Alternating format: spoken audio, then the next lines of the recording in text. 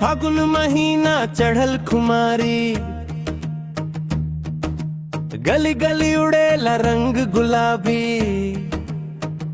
हंस के बोले सजन सैया, आज ता होली में सब माफी।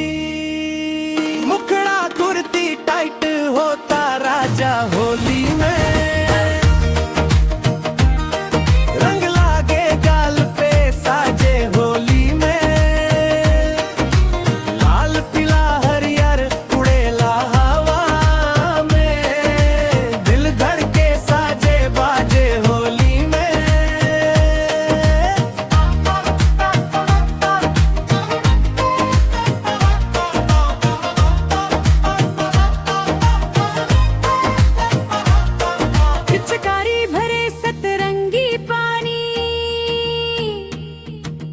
भीजे चुनरिया भीजे कहानी, नैनों से नैन मिला के सैया, करताड़े होली वाली शैतानी।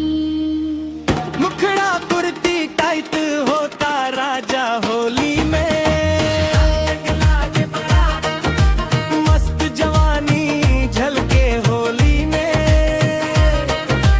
ढोलक बाजे नाचे सारा टोला, ला ला ला यारी दोस्ती चमके होली में।